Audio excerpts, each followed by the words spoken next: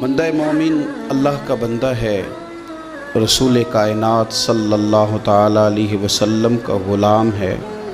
اپنے اپنے ذہن کے مطابق، اپنی اپنی طبیعت کے مطابق اور اپنی اپنی سوچ کے مطابق لوگ اپنے آپ کو اچھا بتاتے بھی ہیں، اچھا کہتے بھی ہیں، اچھا سمجھتے بھی ہیں، اپنے ترجیحات طے کر لیتے ہیں، خود ہی ان پر پابند ہو جاتے ہیں، خود ہی قائل ہو جاتے ہیں کہ چونکہ میرے اندر یہ صفات ہیں لہذا میں اچھا ہوں۔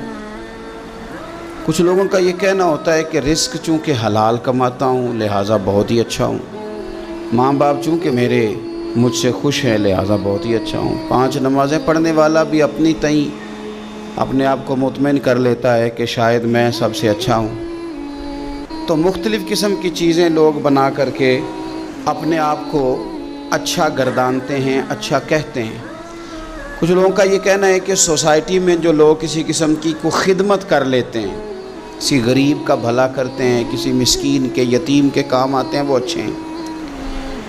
سب سے زیادہ بہتر یہ نہیں کہ اللہ کے قرآن سے پوچھ لیا جائے اچھا کون ہے، کون سی ایسی خوبیاں ہیں جو انسان میں پائی جائیں تو انسان مومنوں والی صفات رکھتا ہے۔ تو قرآن مجید نے بالکل شروع میں کہا کہ الف لام میم ذالک الکتاب لا ریب فیہ۔ یہ الف لام میم تو حروف مقطعات ہیں، ان کا معنی اللہ تبارک و تعالی بہتر جانتا ہے یا وہ جانتے ہیں جسے میرا رب بتا دے۔ ذالک الکتاب لا ریب فیہ فرمایا یہ وہ بلند مرتبہ کتاب ہے جس میں کوئی شک نہیں۔ یہ نہیں فرمایا قرآن میں شک کیا نہیں جاتا، قرآن پاک میں شک ہے نہیں۔ اگر کوئی شک کرتا ہے تو اس کے دماغ میں شک ہے، اس کے ذہن میں شک ہے، اس کے باطن کے اندر فطور ہے۔ قرآن میں شک نہیں۔ ھدی للمتقین، قرآن ہدایت ہے پرہیزگاروں کے لیے۔ ویسے تو قرآن مجید ھدی للناس ہے، تمام لوگوں کے لیے ہدایت ہے، پر قرآن سے صحیح ہدایت اخذ وہ لوگ کرتے ہیں، حاصل وہ لوگ کرتے ہیں جو پرہیزگار ہیں، اللہ سے ڈرنے والے، تقوی اختیار کرنے والے، متشابہات سے بچنے والے۔ جہاں جانے کا اللہ نے حکم دیا ہے وہاں جاتے ہیں، اور جہاں جانے سے مالک نے روک دیا ہے وہاں سے رک جاتے ہیں۔ وہ حقیقی نفع لیتے ہیں۔ وہ کون ہیں؟ تو اللہ فرماتے ہیں وہ لوگ ہیں الذین یؤمنون بالغیب، یہ وہ لوگ ہیں جو غیب پر ایمان لاتے ہیں۔ غیب کیا ہے؟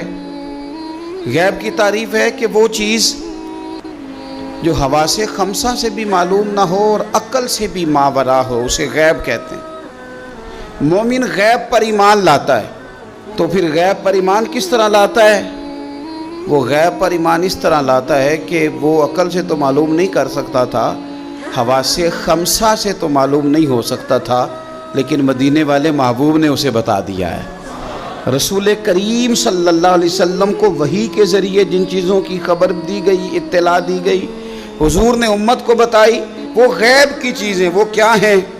قبر، حشر، قیامت، جنت، دوزخ، فرشتے، یہ ساری چیزیں غیب ہیں۔ مومن ان پر ایمان لاتے ہیں اور ایمان کامل رکھتے ہیں اور یقین رکھتے ہیں، اور یہ یقین مومن کی اخلاقی پوزیشن کو بلند کر دیتا ہے۔ جب اسے پتہ ہوتا ہے کہ قبر میں جاؤں گا، حساب کتاب ہوگا، تو زندگی محتاط گزارتا ہے۔ جب ایمان کامل رکھتا ہے، قیامت کے دن اللہ کے حضور کھڑا کیا جاؤں گا، تو پھر وہ اس دن سے ڈرتا ہے۔ وَلِمَنْ خَافَ مَقَامَ رَبِّهِ جَنَّتَانِ، اور پھر جو ڈرتا ہے رب کہتا ہے میں اسے 2 جنتیں عطا کروں گا، اسے 2 جنتیں دی جائیں۔ تو پہلی ان کی صفت مومن کی وہ غیب پر ایمان رکھتا ہے۔ یہ میں نے بھی دیکھنا ہے، آپ نے بھی دیکھنا ہے، وہی پر ایمان کتنا ہے۔ ہماری آنکھوں کے سامنے کہ ہر وقت دنیا گھومتی ہے یا قبر حشر کا بھی کوئی نقشہ نگاہوں میں رہتا ہے؟ دنیا کے مد و جزر، حساب کتاب، پیسے کا لین دین، جائیداد کی خرید و فروخت، یہی صرف ہمارا زندگی کا سرمایہ حیات ہے، یا آخرت کے لیے بھی کچھ جمع کرنے میں کامیاب ہوئے؟ یؤمنون بالغیب کی عملی صورت بھی کوئی ہماری زندگی میں ہے؟ پھر قرآن مجید نے کہا وَيُقِيمُونَ الصَّلَاةَ، مومن کی دوسری صفت یہ ہے کہ وہ نماز قائم کرتے ہیں۔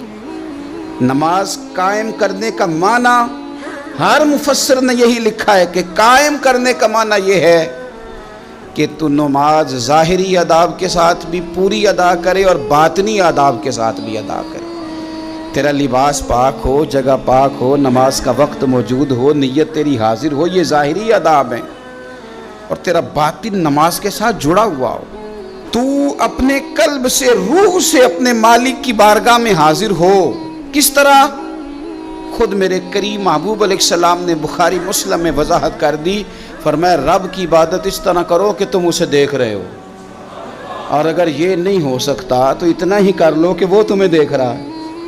اس کیفیت کے ساتھ آپ نماز پڑھتے ہیں تو باطنی آداب بجا لاتے ہیں. پھر فرمایا وَمِمَّا رَزَقْنَاهُمْ يُنْفِقُونَ، جو ہم نے انہیں دیا ہے اس میں سے ہماری راہ میں خرچ کرتے ہیں. اللہ کی بارگاہ میں صدقات، خیرات، زکوٰۃ، ان کے ساتھ رب کا قرب حاصل کرتے ہیں.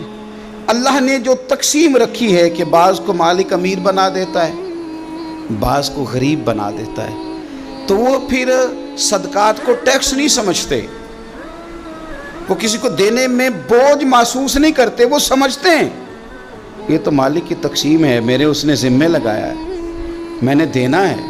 وہ سمجھتے ہیں کہ اللہ تبارک و تعالیٰ نے فضل کے ساتھ میرے ذمہ لگایا تھا کہ میں جاؤں اور اللہ کے کچھ بندوں کو میں اللہ کے دیے ہوئے رزق سے دوں.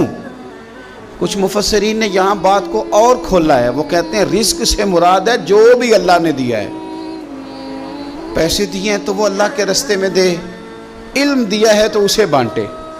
اگر کسی کو اللہ نے معرفت دی ہے تو اپنے فیض سے لوگوں کو قریب کرے اللہ کے، وہ پھر وہ علم آگے بانٹے، وہ تقسیم کرے. تیرے پاس جو کچھ بھی ہے نا دیا ہوا تو رب کا ہے، تو نہ بچا بچا کے تو رکھ اسے. تیرا آئینہ ہے وہ آئینہ، شکستہ ہو تو عزیز تر ہے نگاہ آئینہ ساز میں. تو اسے بانٹنا شروع کر، تو دینا شروع کر. اور لوگوں کا خیال ہوتا ہے کہ بانٹنے سے کم ہوتا ہے، نہیں، بانٹنے سے بڑھتا ہے. کنویں سے سارا پانی نکال لو تازہ آ جاتا ہے، شرط یہ ہے کہ سارا نکل جائے.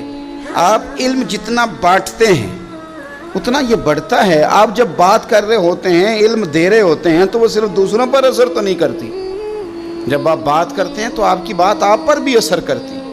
تو آپ کا علم بانٹنے سے مضبوط ہوتا ہے، وہ دینے سے بڑھ جاتا ہے. اس لیے حضرت مولا علی شیر خدا رضی اللہ تعالیٰ عنہ فرمایا کرتے تھے کہ علم مال سے بہتر ہے. مال کی حفاظت کرنی پڑتی ہے اور علم بندے کی حفاظت کرتا ہے. وہ اس کے گرد حصار بنا دیتا ہے. حفاظت جو اللہ نے تجھے دیا بانٹ اس کے رستے میں. پھر مومنوں کی صفت بیان کی.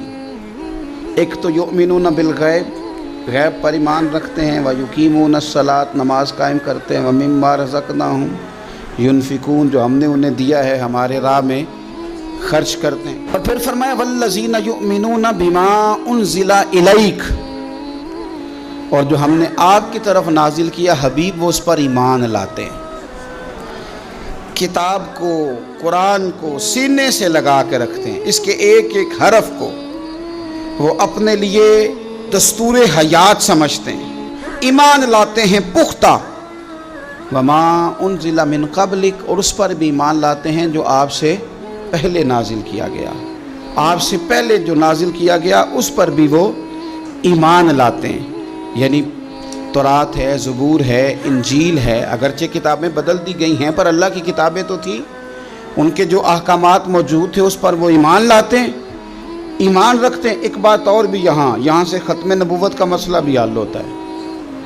کہا گیا ایمان دو چیزوں پہ ہے، والذین یؤمنون بما انزل الیک وما انزل من قبلک. ایک اس پر ایمان لاتے ہیں جو آپ پہ نازل ہوا، اور ایک اس پر جو آپ سے پہلے نازل ہوا. یہ نہیں فرمایا کہ آپ کے بعد بھی کچھ نازل ہوگا. پہلے نازل ہوا جب آپ پر نازل ہوا، آپ کے بعد کچھ بھی نازل نہیں ہوگا. بتا دیا قرآن مجید نے یہاں کہ ختم ہو گئی بات. رسول پاک علیہ السلام پر بات ختم ہو گئی. نبوت کا سلسلہ رب نے ختم کر دیا، زندگیاں ختم ہوئی اور قلم ٹوٹ گئے، پر تیرے اوصاف کا ایک باب بھی پورا نہ ہوا. ختم کر دی بات، یہاں مالک نے ختم کر دی.